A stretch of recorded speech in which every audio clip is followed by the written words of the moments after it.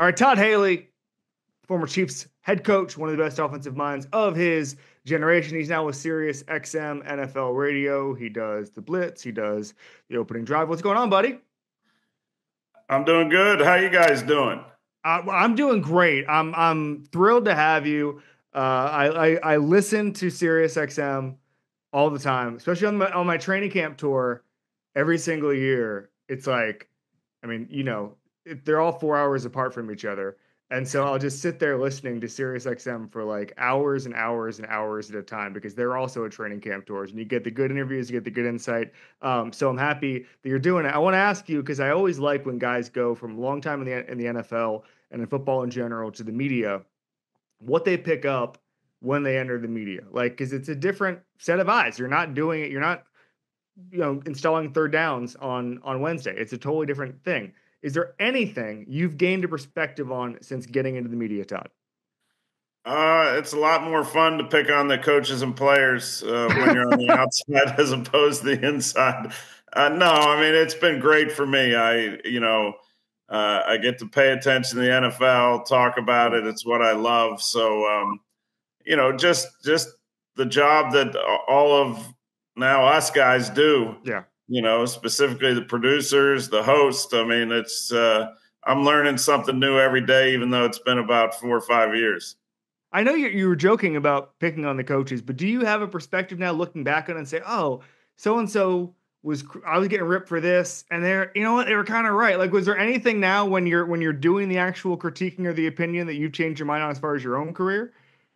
I mean, you're always growing. That's for sure. No, I don't pick on the coaches. Really have a sensitive spot there. But I mean, when you look at it from the outside, definitely, and I've seen, you've heard coaches that have left for a little while and come back, and I think you're always growing and learning, and especially as the NFL continues to evolve and. It's just fun to be a part of it. I love football. I love NFL football. So, and I'm getting excited for training camps here pretty quick.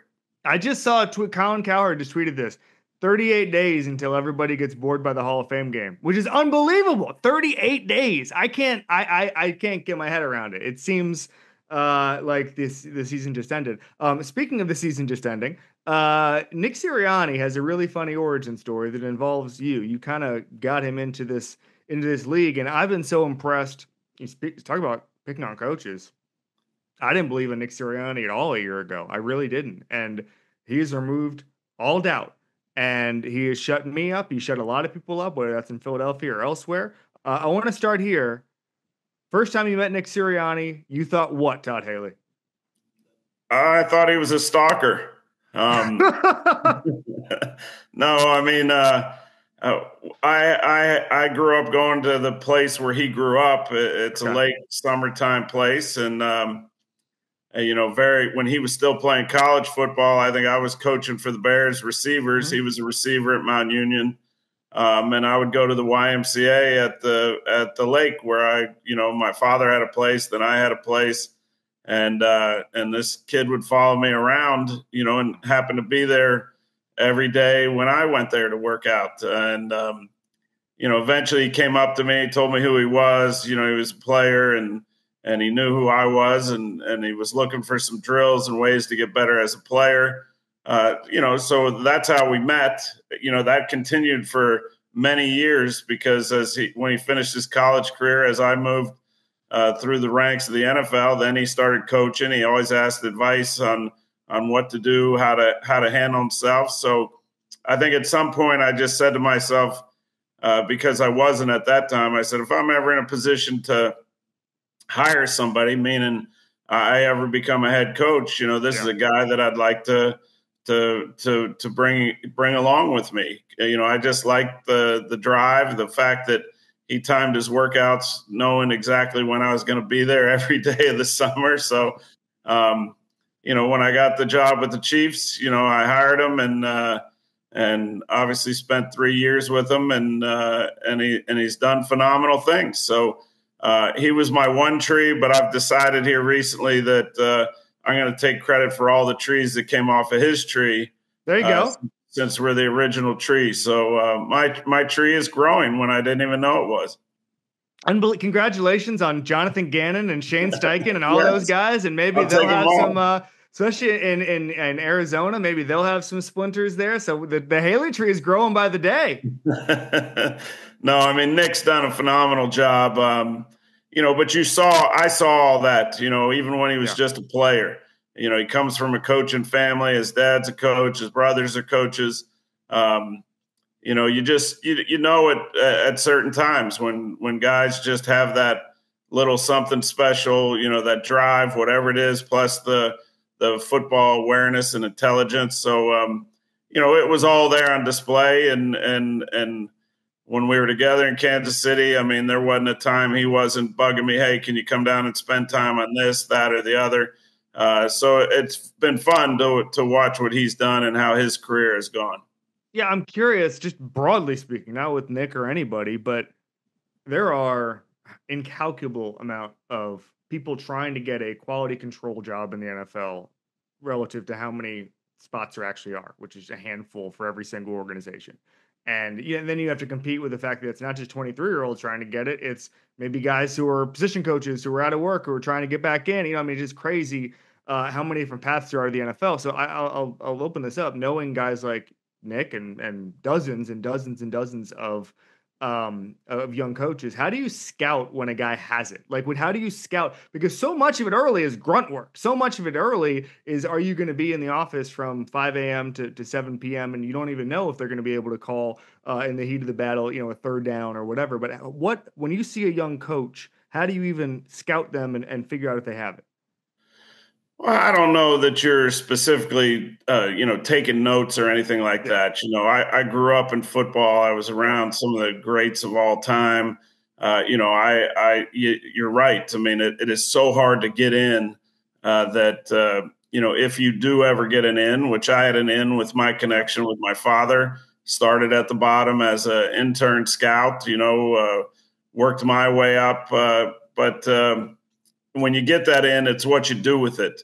If you have the goods to number one, withstand the just how tough it is. I mean, it is a grind. And, whether you're a former player, I've had former players that wanted to coach, and I was taught by the great Bill Parcells, all the players that wanted to coach that he coached, he made them start at the bottom. Nothing was given. And if, the biggest thing is just withstanding that, showing that you're really in it for all the real right reasons. And, and that's kind of how I think it works in a lot of situations. Now, in this day and age, as the money's gotten bigger, more and more people now, for me, I just wanted to coach. I didn't care. There was no money then. So, but now that there's a lot bigger money, it attracts a lot of people, and I think you got to weed them out. Number one, just by putting them through the grind and seeing if they can survive. Now, while they're going through the grind, you're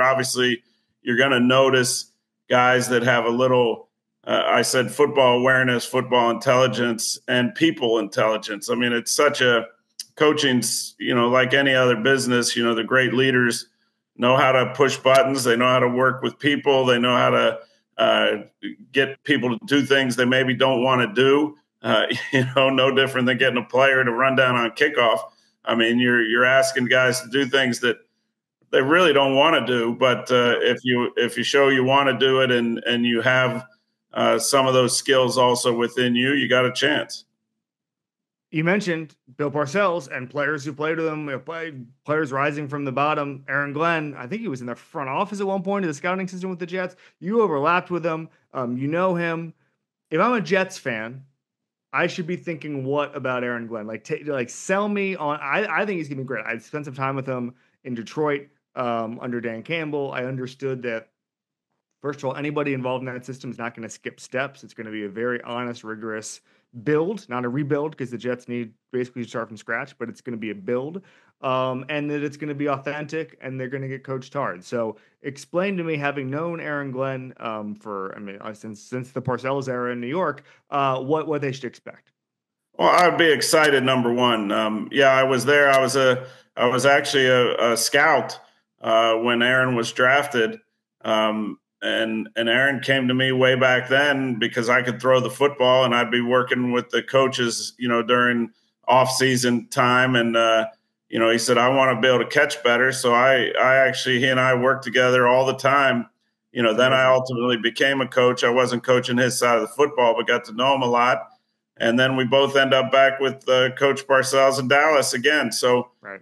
He's been taught both as a player and a coach by some of the best there are. I mean, whether it's Bill Parcells, Bill Belichick, Sean Payton, Dan Campbell, who we all were, they were teammates together in Dallas. So we were all there. But, he's been coached on both sides of it, as a player, as a coach, how, no different than, I'm sure he got advice from Coach Parcells when he wanted to get into the, when his playing career ended.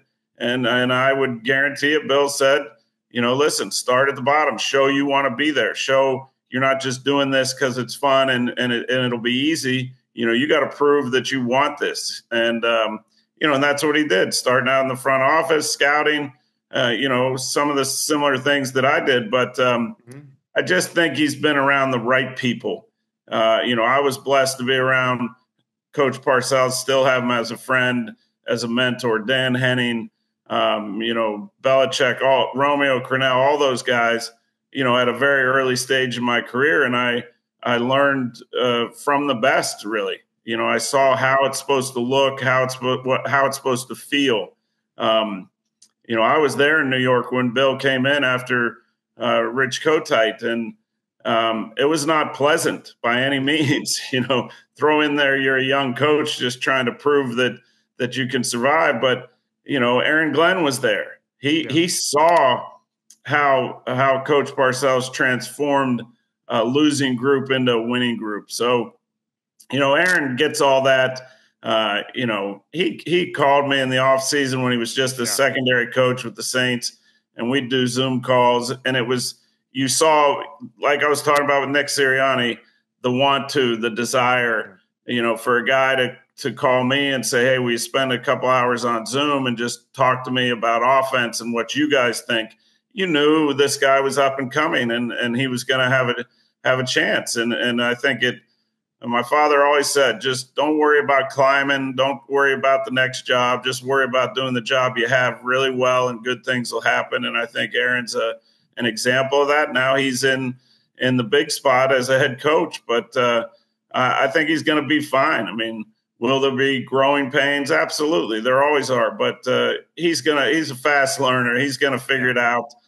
You can already see what's happening in New York. He's made it his team, and that's the key, having everybody understand you're going to put everybody in the best position to succeed. And I don't think it's going to happen overnight, when you're turning the Titanic around, but I think he's going to get it done.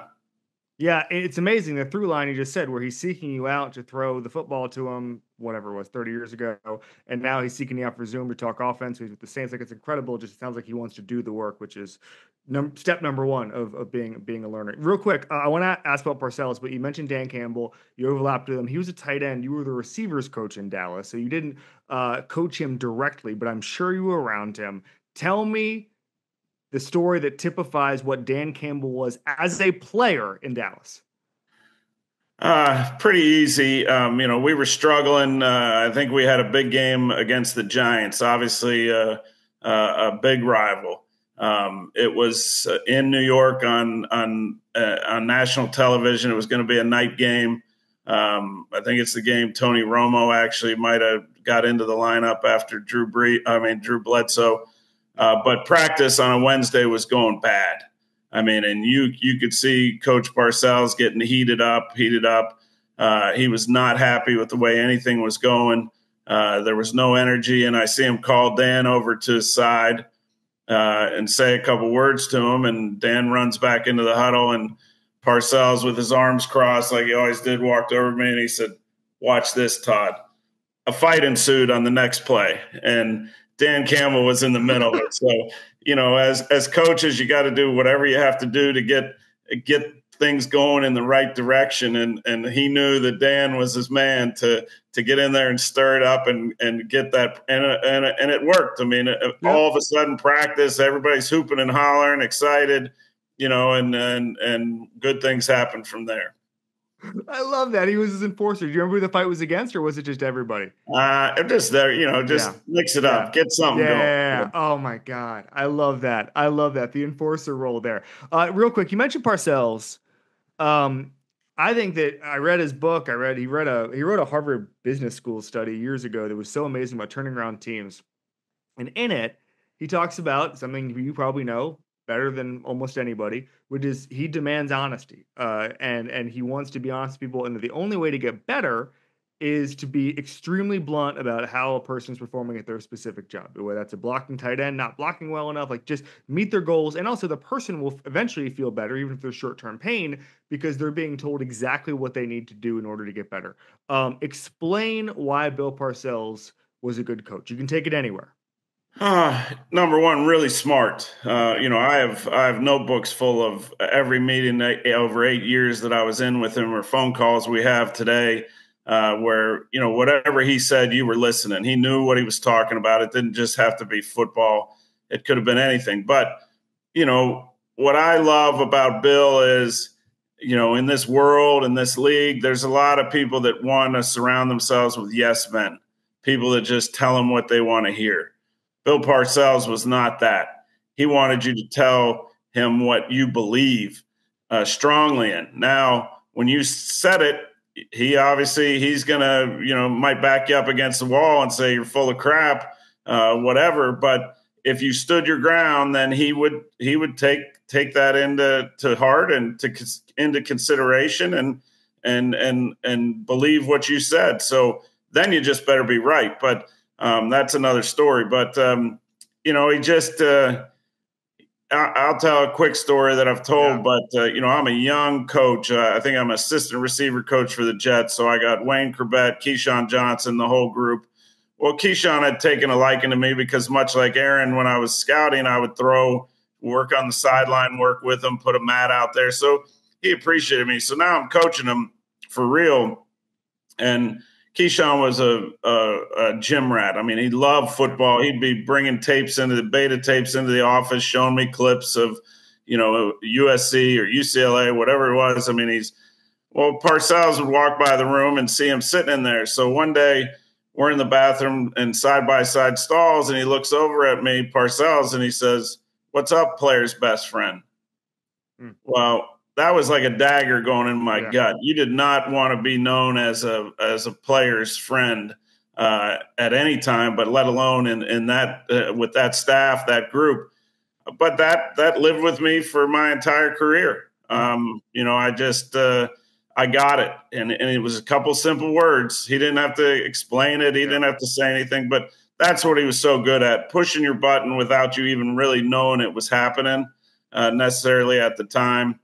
And that's what coaching is. Like I said, it's getting the most. Some guys want to be patted on the butt. Some guys want to be told they stink.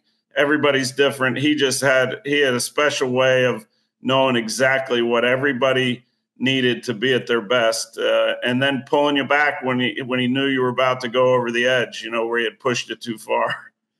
Yeah. Real quick, Pittsburgh, you know it well. You were there for a while. Aaron Rodgers is there.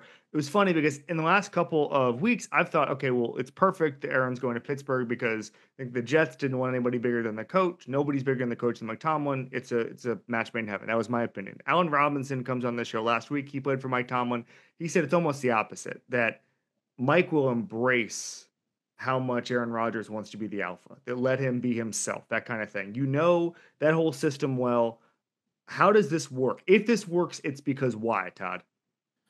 I think it'll work because of Mike Tomlin, without a doubt, because, it's a different day and age now, but there is nobody, in my opinion, at just what I was talking about, of understanding what everybody needs to be at their best. It is never about his ego. It's about, what I have to do to get this job done. And I think that's been shown through the years. Now, I know there hadn't been a playoff win in a Super Bowl, but you're playing without a quarterback for the most part.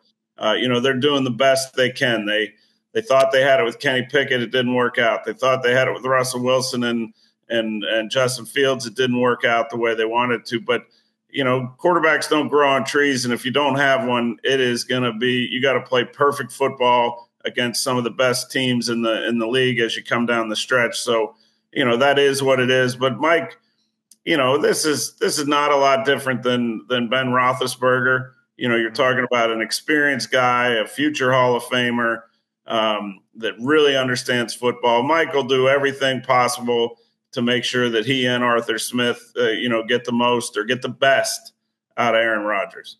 All right, we'll get you out of here on the 3 things we do with everybody. First thing is badasses. I got a wall of badasses behind me. When you put somebody in the badass on the badass board, they go up. We get a little painting here. You're going to see a picture here. You'll see a lot of guys here: Irvin, Raiola, Willie Roaf, James Harrison. The biggest badass Todd Haley ever coached is who?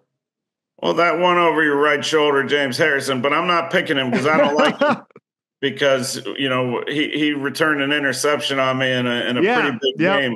I noticed. But no, James and I sat together. I realized he's just all talk. He's actually like a big teddy bear when you sit with him every meeting for 6 years. But no, I love James. I'm going Keyshawn Johnson. Wow.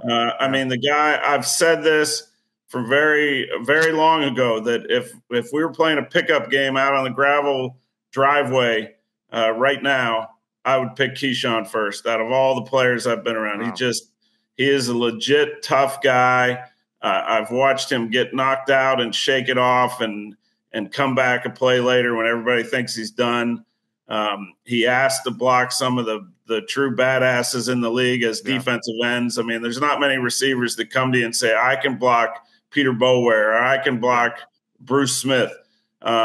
He just was legit tough guy that you could count on in all situations. So I'd go Keyshawn for sure. 1 rep back, 1 play call, and maybe it's a James Harrison one, but 1 play call. If you could do one over again, where are you going? No, I blame that on James Harrison too, because he was supposed to blitz and he made a mental error and dropped. So I'm not blaming. I wouldn't take that. The one I would take back, and this will tie back to Parcells. We were playing a game in Pittsburgh, and us coaches, we think we have all these great ideas. So I'm going to run a little fake jet sweep in a short yardage situation, and Ben's going to fake the jet sweep, and then we're going to throw a play action for a big play to Heath Miller. Well, Ben faked the jet sweep, turned his back to the defense, which he had to because of my dumb idea, and threw it to the defense. So I think we won the game. I forget who it was against, but it was a big game. And I get to the coach's locker room right after the game. There's a message from Parcells. He says, "Call me. We need to talk." So I called him later that night, and he said, "You never turn your quarterback's back to the defense in that situation. I want you to go in there tomorrow and tell Ben and the entire offense that you put them in a bad position." So I had to go in there and do it. Whoa. And he called me the next day. He said, "Did you do it?" I said, "Yes, coach, I did it." So if I could have one play back, it would be that one. Real quick, what was the situation where you didn't want the back to the defense? Well, because it's a quick play action over the middle. Okay. Some play actions you can do it. You're throwing the ball down the field, no big deal. But because of the tight quarters in the situation, it was going to be a spin and throw, kind of throwing blind. So I learned my lesson there. All right. Last thing for you, Rock Bottom Theater. You've had a lot of success, but there are some certain teams where it hasn't been as good. Cleveland being one. We also had a Hard Knocks, even though you were electric on Hard Knocks, one of the great Hard Knocks characters we ever had. But the worst game you've ever been involved in and why is what, Todd? That Super Bowl. Those pains will never go away. Whenever in this league, any game, let alone the biggest game in the world, you feel like you have the game won and you don't win it. The experience was phenomenal, but those scars are deep and they just don't go away, especially when you have a guy like Kurt Warner that every time you talk to him, he wants to talk about it, and we play the blame game back and forth. So it has to be that one. I mean, there's a lot of games, that you obviously would love to have back, but that one just because of the magnitude. Oh, well, sorry to end on that note, but I'll bring it back to happiness. Todd Haley, amazing guest, Sirius XM, Wednesdays and Fridays. Enjoy the summer, enjoy the beach. Thank you so much, man. Yeah, thank you for having me. You guys have a great day.